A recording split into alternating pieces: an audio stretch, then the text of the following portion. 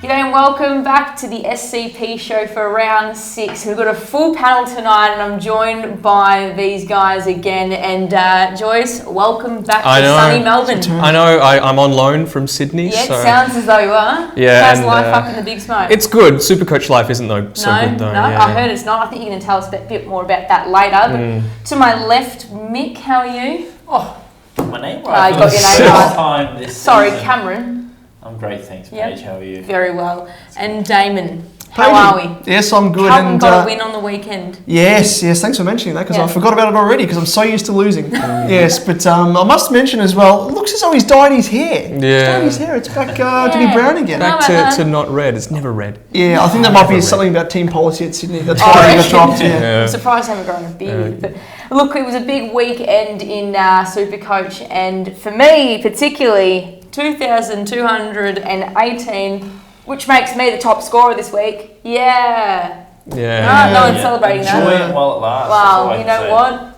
Big week considering I had Mumford on the bench. But Matt, how do we go? I think I'm the worst scorer again. That's 3 weeks. 3 weeks in a row. Yeah, but I've been so distracted with Sydney. It just. Oh, sorry. Yeah, all the success up there. All the success up there. Buddy's antics off field, taking her out late nights. Dan Hanbury as well. Yeah. It's a fun time down at the club. Crashing cars. Damon 2206. Yes, you stole the crown off me, Paigey. Not happy with that. I was SuperCoach of the week back to back, and now you've taken it off me. And I scored 2206, so I'm not too displeased with it.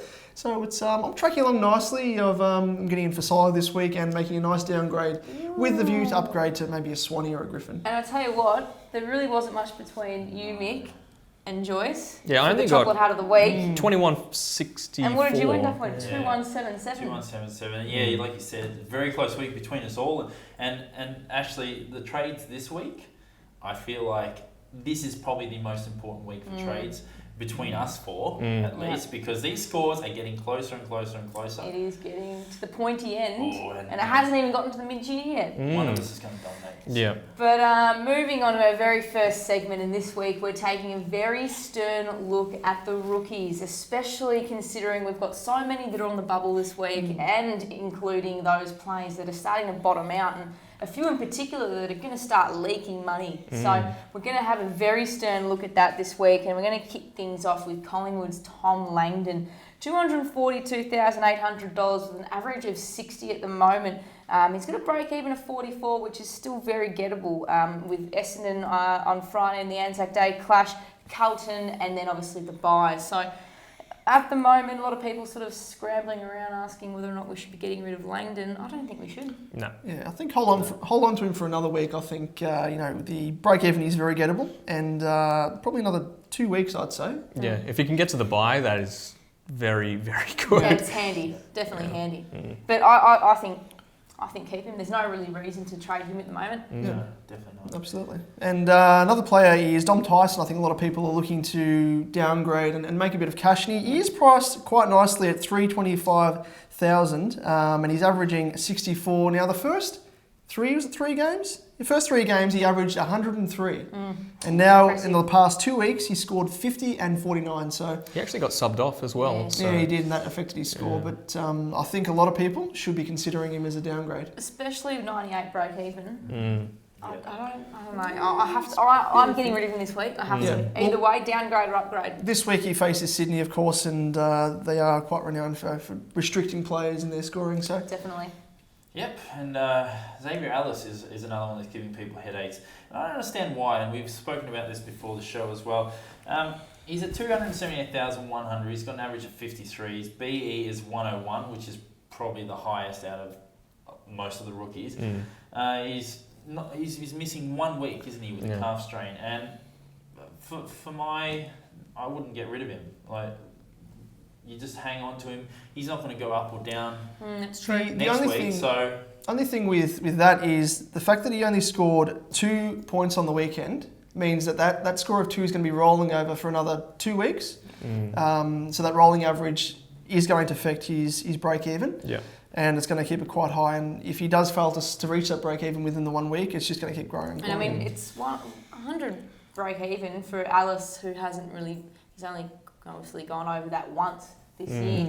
It's probably a long stretch to say that on his return from a possible calf injury that he's going to maintain that. But there are definitely reasons for and against. If he doesn't play this week, I'd be more inclined to sort of hold him, at least save yourself the trade, and perhaps look at him next week and see what's happening. But if he's not moving in price. But he does have Carlton this week, which is, Easy scoring. We're not easy beats anymore, man. You had a huge victory.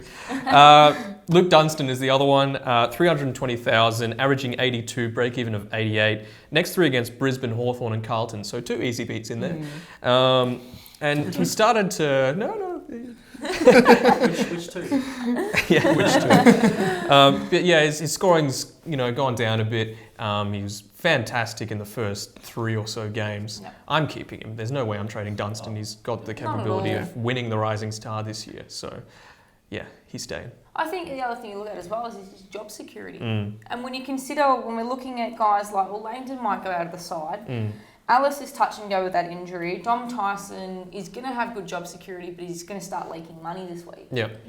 I think with Dunstan, there's really no reason to even... He's firmly entrenched. Exactly, isn't he? He's a gun. He's the Ollie Wines this year without the scoring capacity. But moving on to Bubble Boys, and there are quite a few of them this week. There's so many possible down trades to look at. We'll start with the cheapest one at 102,000. It's Sam Gray. He's a midfielder. He's averaging 69 over the 2 games that he's played. He's got a BE of -77, which is obviously quite good, and you'd expect all the Bubble Boys to have quite low BEs. His next 3 is Geelong, GWS and Freo. Probably for Port, not winnable games. At least 2 of those games. Guess which 2? But look, he got 104 points in his first game, so he's got that ability, and he could potentially be another Sam Lloyd-esque player. So, and it's definitely a point of difference because a lot of people are going to be going for Sam Lloyd. What do you think anyway? Does he stay? What's his job security like? Do we think he's going to be there long enough? Crap job security. I mean, he started the sub last game, so that's really what you've got to look at. I mean, you've got Port Adelaide who are going to push for top 4 this season. I don't think they can afford to play someone like Sam Gray, who's still a very inexperienced player. I think you've got to look at as well the players that have still yet to come back into Port side, and I really can't think of any though. Nothing really springs to mind. There's no really standing out. That might just be our Victorian bias. But you've got to look at that as well. If there are players like central players to come back in that obviously play the exact same role as him, then you have to consider that and maybe look elsewhere. But if not, then Good point. Nick Robertson is next, $117,300, average of 61 and a break even of -51. St Kilda, Sydney and Essendon to come over the next couple of weeks. And his first game, he scored 49 points, didn't set the world on fire. But, it was his game that he actually played on the weekend against the Tigers, against your boys. 73 points. It's mind you, he was running with Trent Cotchin the whole night. And kicked the ball the wrong way. He did, bless his little soul. But the great thing about Nick Robertson is that, with the injuries at Brisbane at the moment, particularly Daniel Rich, which is going to hurt them, a guy like Robertson who's a big, bustly midfielder who runs all day. We know he can kick goals. We saw a lot of him in the obviously in the under-18s last year. He's a fantastic prospect. I think one of the best when we're looking at all these guys that are on the bubble. One of the best, he and Lloyd for mine. When we talk about job security, it would not surprise me one bit to see Nick Robertson in this side for the rest of the year, perhaps. A long time, And speaking of Sam Lloyd, he's the next one we've got. He's a forward, 117,300 is his price, averaging 93. So very good, healthy break even of -116. Next 3 though, Hawthorn, Geelong in the bye. Although Hawthorn, Richmond have done well against them in the past, but not this year. No, it's not going to happen this year. But game 1, 131, game 2, 56. So very good score in the first game there. You'd think he would have had a better game in the second game against a team like Brisbane, but I don't think his job security is a concern, even though some do. You've got Jake King, who's going to come back eventually, although I don't think he should. I think Hardwick's trying to see... I think he tried the Moneyball approach too much in getting, recycled players and older players, but you've got to go with the youth now, and it's really shown through the desire to play. And I think Lloyd's a very good option to stay in the team. I think I really like him, and I think as a forward prospect, considering we've got Jarman Impey, Jay Kennedy Harris, obviously Gary Rowan as well. If you're still this guy here to my right, you've still got It's those gone guys down in price. I have gone down in price. If you've got those sorts of players, it's not going to harm you to actually, even if you're looking at downgrading someone like Lewis Taylor for a bit of a cash grab, you can look at Lloyd as that, forward seventh player who can probably come onto the ground when required. So that's something to look at. Yeah. I think with Vickery as well being dropped, that just shows that up forward, the forward line for Richmond, it's quite unstable. Yeah. Well, they need more smalls. Clearly, Vickery hasn't been working, and Griffiths has been very good. Yeah. So, Another option, yeah. Brilliant. Player that plays for my glorious side that won on the weekend for the first time is Patrick Cripps. He's priced at 157,300, and he's only averaging... Diesel. Yeah, Diesel. Mini Diesel, they're calling him. Yeah, he's got the physique for it. He's only averaging, though, 47 with a break-even of 1. So that's the highest break-even out of the players we've mentioned so far. So, I mean, he was subbed on the weekend. He was, yep. So that does factor into it. But his next 3, he's got West Coast, big game against Collingwood, and St Kilda, which we traditionally lose. So probably lose all 3, I reckon. Yeah, so, probably all 3. The hopes are getting up, don't worry. We'll get momentum. Job security. Yeah, job security, not too good. I'd say... Out of 10. Out of 10. But I think Mick is forced to play him based upon how we've been performing. Yep. There have been calls for him to come into the side. He has been tearing it up in the VFL as well. True. So that warrants his selection, but I'd say it's not near as good as the players that we've mentioned, like Sam Lloyd, Robertson, all of them. And look, another youngster that's getting his opportunity with a premium player out at Brisbane is Tom Cutler. 117,300, averaging 54. Not great again, but you can't really say too much going by that. First 2 games. He's got a break-even of minus 37, which is quite good, achievable for him. And his next 3 is St Kilda, Sydney and Essendon.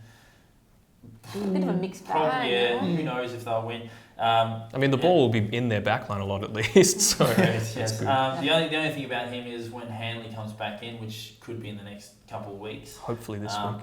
Yeah, hopefully this week. That'll probably be him. And then you take into consideration Merritt coming back as well. Yeah. That probably pushes him out. But too. he did play in Hanley's last game. He only scored 19 in that game, but he did actually play. I think the good thing about these Brisbane rookies, and which makes them so relevant, just like they were last year, is that Leper's going to be forced to play a lot of the kids now with the season's pretty much just over. So at least with that, we're going to see a lot of job security in these guys. But whether it's, I would still have Robertson over Cutler. Definitely. Yeah. But that's just my own opinion. Jack Billings is up next from the Saints, 207,000, a midfielder forward as well, which is a bit of a bonus. Average of 57 and a break-even of 11. Next 3, he faces Brisbane, Hawthorn and Carlton. So another bit of a mixed bag for the Saints. But wow, his game, 101 points on the weekend was fantastic. And I think that pretty much shows in that standout performance, he is not going to be anywhere the sub-best for the rest of the year unless he's injured. I cannot see them starting with him as the sub because he has got so much. I mean, you and I saw a lot of him last year in the TAC Cup. His run, his carry, he kicks goals, he's a high possession winner and he's so efficient by foot, which is exactly why he scored that sort of score on the weekend. In the TAC Cup, he was averaging 130 SuperCoach points anyway. So when you take that into consideration, he knows how to find the ball.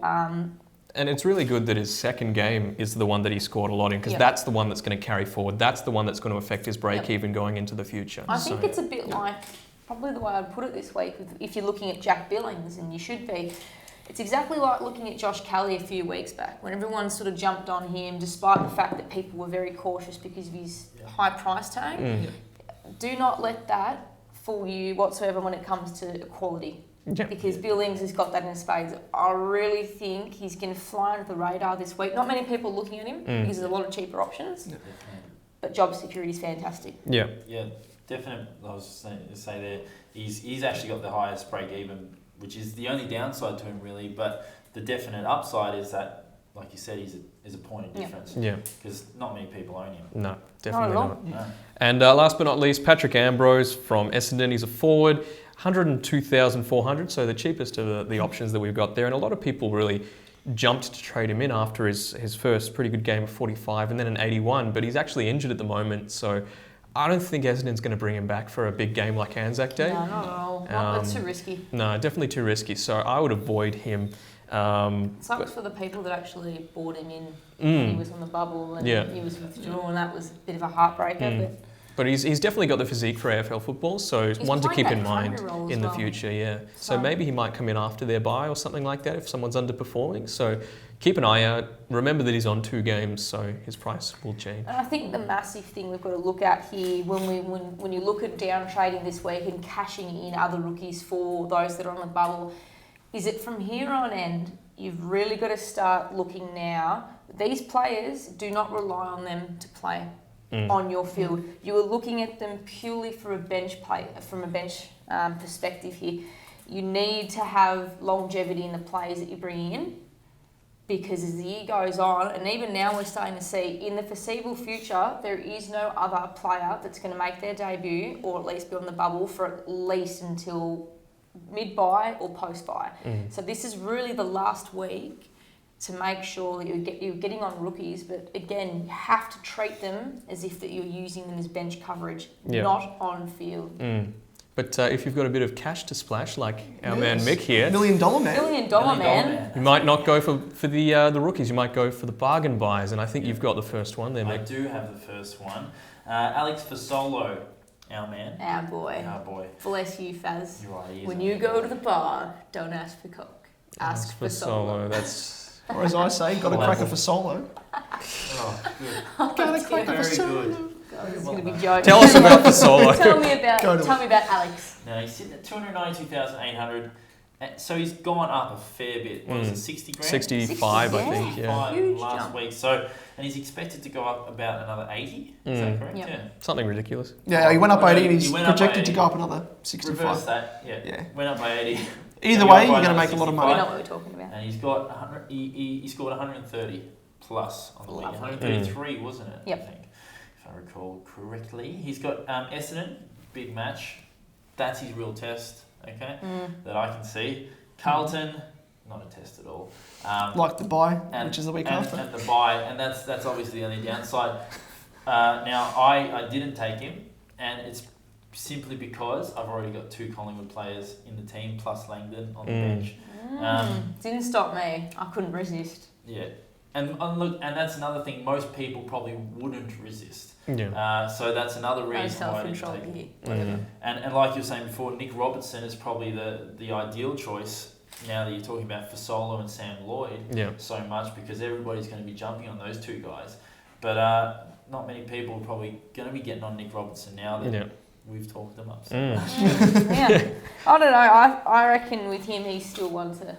This is the week now to get him. Yeah, definitely. And another one that you really want to be getting right now, Ryan Griffin, down to 525,000. Nom, nom, nom, nom, nom. Yeah, he's dropped over 100,000 so far this year, and that's ridiculous. I mean, his break-even's about 100, but he's scored 100 plus in the past 2 rounds. So he doesn't have that horrible round 8 bye that Collingwood, Richmond and Gold Coast share. So he's someone really to look at, because it looks like he's playing into that form that made him have a great... It was about this time last year he got off the was. leash as well, from memory. So maybe a good omen, maybe not, but something still to go off, I reckon. Yeah. I like him. Definitely. And speaking of people who've dropped over 100,000 in price, Dane Swan, my boy, 525k, an average of 103, break even is 78, which is incredibly good. The next 3 he's also got Essendon, Carlton and the buy. So look, he's dropped 111 grand over the course of the year so far. His average at the moment, although it's only 78, what we have to really turn our heads to is the fact that he just goes absolutely nutso on Anzac Day. Loves it. Since 2009, he's had an average of 122.8 against the Dons. He had something like, he had 160 last year, 180 the year before. He just goes absolutely crazy. Loves the big games, Swanee. If you're contemplating getting him, like I am as well, and you've got plenty of other players in the round out buy, that's going to be an issue. Yeah, that buy is what does me over. It's gonna be a big talking point. But who else have we got? Yes, we've got Dane Zorko, and a lot of people were sort of stressing whether or not to go for Zorko or Parker. And I was one of those people that went for Zorko, and probably should have gone the reverse because Parker is very ultra consistent and he's performing quite well. I think he's averaging over 100. Whilst Dane Zorko, he started the season on fire as well, but he's had a bit of a dip in form, and he's dropped actually 27 grand. So he's actually decreased in price. Good for me. Yeah, so I'm looking at Don't him get this me way. started on Zorko. You'll hear about him later. Oh, we will, won't Oh, we? yeah. But his past 5 average, looking at that long term, he's averaging 101. So short term, not so good, but long term, he is looking pretty good. And on the weekend, he scored 99 on a losing side against Richmond. So he is on the way up again. I think you'll find with Zorko, he's going to have the dips in form, but hold on to him. And he's a nice little bargain as well. And thinking about, I mean, a lot of talk's been sort of surrounded about the fact that we've got a couple of players that really haven't been performing as much as we would have hoped from the start of the year. Tom Liberatore, is it time to go for him? How long can you be patient with these premiums? But we're looking firstly at Tom Liberatore. Is it time to go for Tom? He just doesn't seem to be doing it for me. Big scores one week, Average. poor ones the next. For an example, he scored 79, 111, 154, 82, and then 76. It's just not consistent enough considering you're forking out that much money for a midfield premium. But, he's $560,000. He's got a huge break even this week of 188, and at the moment he's only averaging 104. There's no way he's going to get that one. But Adelaide, Essendon, and Melbourne to come. Easier, but you've almost got to contemplate this week whether or not it's time to offload him because he just has not hit his straps like we would have hoped. You're just waiting to do a Dangerfield. Yeah. Just wait. If he pulls out 188, makes his break even this week, I will run naked alongside him. I think I'm holding you It'll there. be tough. Yeah, that'll be a sight to see. But I think with Libba, we saw on the weekend he was tagged. Now I think a lot of sides are finding him out. Which is a bit strange because Griffin is equally as effective. So in that first quarter, sorry to butt in there. That first quarter, he had 3 disposals, no clearances. Yeah. That's nothing like the Libba we know. Yeah, ridiculous. And McAvoy is the other one that we're really looking at. He's dropped below 500,000.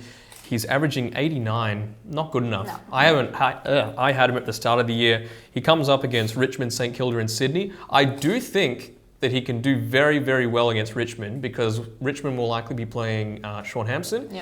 And Sean Hampson offers 0 around the ground, and that's an area that McAvoy really excels at. So I think if McAvoy plays, because he was subbed off at 3/4 time in the game against Geelong, if he plays, he is in line to get a very, very big score.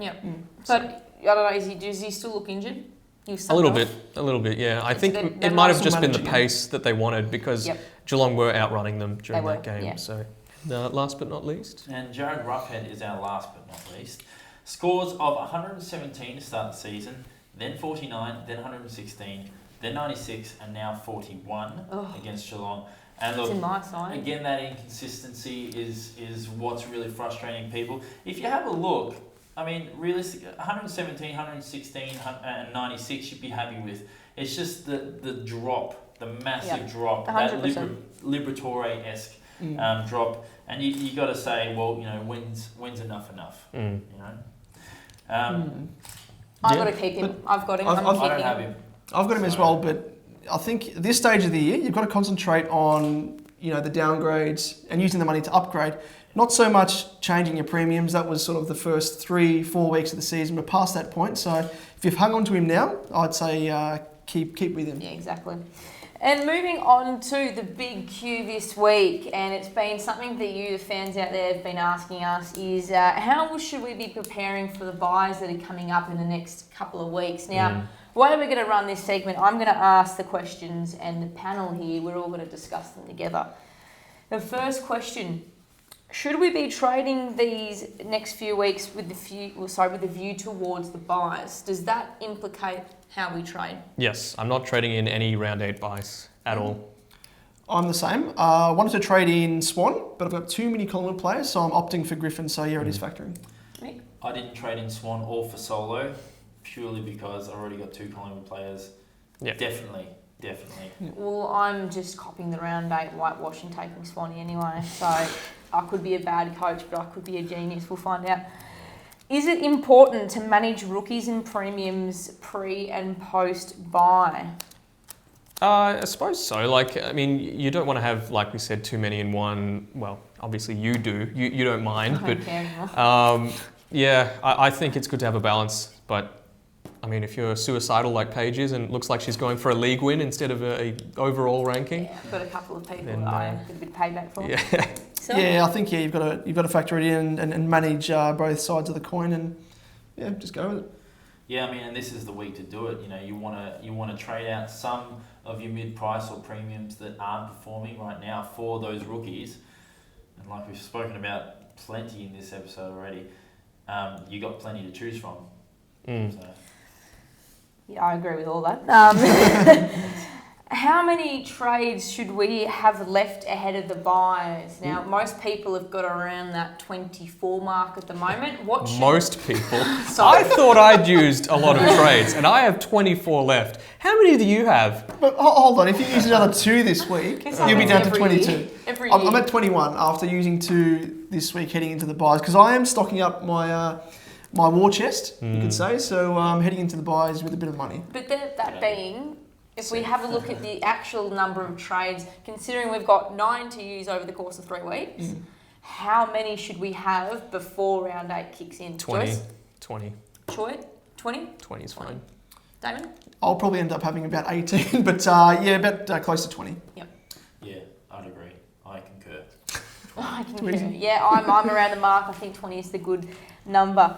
Now, again, looking at trading, should we lean off from trades with a view to upgrading players post-buy? Yes. So therefore being, although we're looking at guys like Swan, Griffin, Watson, these guys are going to be on the cheaper, should we still resist temptation now Yeah. and then upgrade post-buy to Now's the save time- ourselves some headaches? Now's the time to make that money, that cash money, because you can do these big trades in the buys. So, I mean, you've got players like Langdon, for example, that you can trade out in round 8 and go to someone in round 10, for example, that's a premium. So you're avoiding, that 0, and, you still get that, 0 later on, but you don't get it then, and that's what's important. So I think, avoid trading Swan now, for example. Don't do it, That's Paige. the next question. But anyway, thanks. Yeah, you've made a good point there. I'm gonna come at you with another one anyway. Made a good point. If you've got enough cash, say for example, if you want to get Swan in, definitely wait until round 9, even if he does go up in price, to save you the headaches, as you said, Paige, with having to cop another 0 in round 8. Yeah, look, and the only reason you get Swan in at the moment is if you already haven't got an influx of Collingwood players. Unfortunately, I do. So it's not really a headache for me. So I think it's more of a headache for these guys. Yeah, it's definitely me. All right, now honestly, if we look at round 8, in yes or no, should we trade? Should we utilise trades in the first week of the buy? Yes. Ooh. Yes. You use trades any week of the Yeah, season. exactly. It doesn't matter what week it is, you use them anyway. Yeah. It depends. It really depends. But look, I'll say yes. Oh, I'm going to say no. You shouldn't be trading in round 8. We'll see. There's no reason anyone you trade We will in round see. 8 is going to be out in round 9 or round 10. Trade in round 9, people. We'll see. What's wrong? Why are people We'll doing see. Anyway, I have a serious page rage. No, you do not. You do not have a page raise this week. This is my week. I'm here from Sydney. This is my week. I'm not all about rejoicing Joyce. this week. I'm not rejoicing because this is about my trades since the start of the season. So last day before the season starts, I trade out Zorko for Pavlich. And to make this happen, I needed a bit of money, so I traded Dom Tyson down to Viv Mitchie. So Mitchie scores 61, 53, and then he gets dropped. Oh, no. So I had to take Harry Cunningham's score, I think, which was a 54. Tyson scores 111, 105, and 94. That's one trade. Zorko and Pavlich, I did that as well. Pavlich scores 80, 61. I figure I got it wrong because Zorko scored 121 and 161. Since then, Zorko gives me 46, 82, and a 99. That's very good. Pavlich gives me 97, 125, and 119. Well, he didn't give me that because he's out of my team. That's 2. The same week, this was in round 3, I believe, I traded out Jack Gunston, who'd been underperforming with an 89 and a 51. So I figure, all right, I messed up, super premiums don't get 51s. I bring in Jackson Merritt. I figure he'll give me some money. So Gunston scores 100 that week. Merritt scores 130. That's fine. I did great then. Gunston then goes on to score 134 and 116, and Merritt gives me a 70 and a 58. That's 3. McAvoy serves me reasonably well, then gets injured early on. But that's okay, Munford was averaging about 150. So I trade him in round 4, midway through the week. Then Mumford's a late out, so I cop a 0 that week. I got a 0. And if I knew that was going to happen, I would have traded Sam Jacobs because he had his match afterwards. Sam Jacobs scored 118 that week, so I got a 0 instead of 118. So that's 4 horrible trades to start the season. Like, I can deal with crap mistakes, like not having Ablett or Selwood or something like that. That's my fault. But I didn't listen. I calculated this. With all these mistakes, I have lost out on 607 points throughout this season due to these crap things that have happened. And 3 chocolate hats to go 3 chocolate hats to go with it. You know what I would have been? I would have been number 1 in the SCP League if I had, reversed all this crap that was against me. I'd be topped by 100 points. This is my segment, Paige. I can say what I want. That's all I have to say. Hopefully the universe is better because I did do decent trades last week. I went Thomas to McRae and something else, and McRae's been very good this year. So. Well, I'm glad there's a silver lining in all this. I did Mumford to Jacobs. You know what's going to happen now? Every trade that Joyce makes, just make sure you tell us so we don't trade that player. We need like Gaz a is warning. coming in soon. Don't you ruin it for all of us. Yeah. Speaking of premiums, there are a few on the horizon that are actually going to be coming down heftily. Is that even a word? Heftily in price. To kick us off, Joyce, what have you got? Job Watson, favourite of mine actually. He's at 550 at the moment, averaging 92 and a break-even of 158. But the next 3 he's got Collingwood, Brisbane and the Dogs.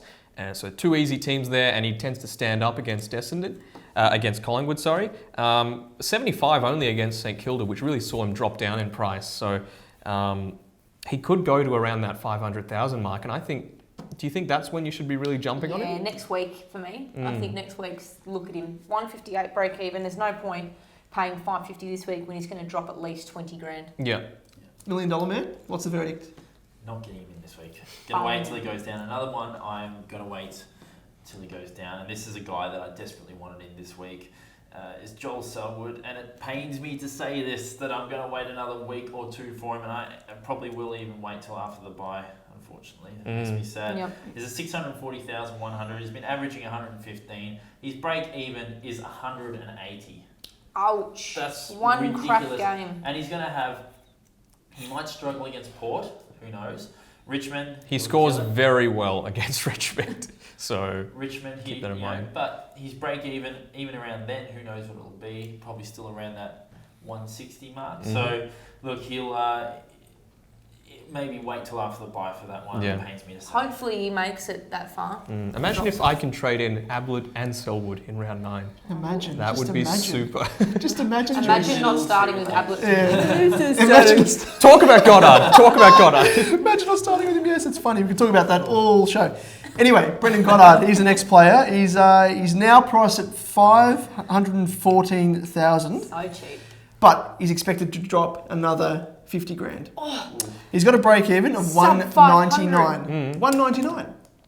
So there's no way he's going to make that, even if he does come back. And I think he's still under an injury cloud as well. So hold off. His first week, he won't be busting out a big score, I don't think. He could be someone to look at as, seriously post-buy. He's a definite point of difference.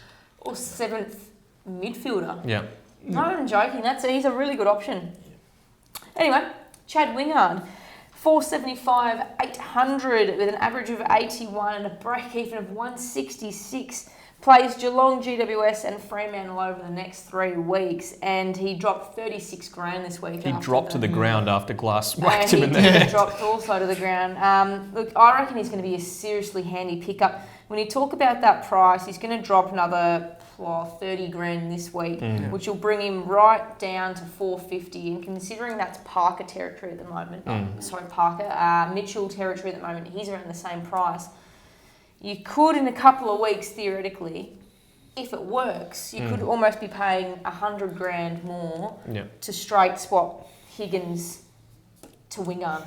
Yep. That is a reality. That could actually happen. That is the exact trade that I'm looking to do, Paige. Really? So you've stolen the trade Sorry, from me. I was mate. trying to keep it under wraps. But look, moving on to tweet of the week, and we've got so many good tweets this week. We actually deliberated over how many we were going to read out. I'm going to pick a few, just a couple of random ones to read out, and we're going to go through them together. Yep. Chaddington at Ty Chaddington, SCP is trading out Patton for Sam Lloyd and then Dale Thomas for Joel Selwood, a win-win. Yes. Pretty. Absolutely. That's Straightforward. You still got Dale Thomas? Yeah. Who still has Dale Thomas? I don't know. There you go. Hoping he comes Chaddington.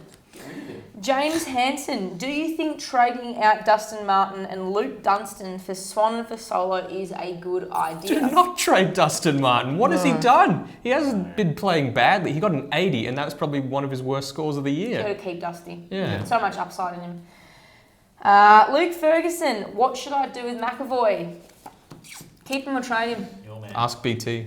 Big boy. Big boy. The what- big Big boy, boy. don't hunt him Big boy. down. Keep him for this week because he plays Richmond and he will score very well against them. Reconsider the week after. Yeah. More important. Wait and players. see. More important. Brad, Dom Tyson for Steve Johnson, Swan or Griffin? Oh, what a good Jeez. headache to Sport have. with choice. Johnson, Swan or Griffin? Griffin. Completely dependent on how many Collingwood/Geelong players you have. If you have too many Collingwood/Geelong players, go for Griffin.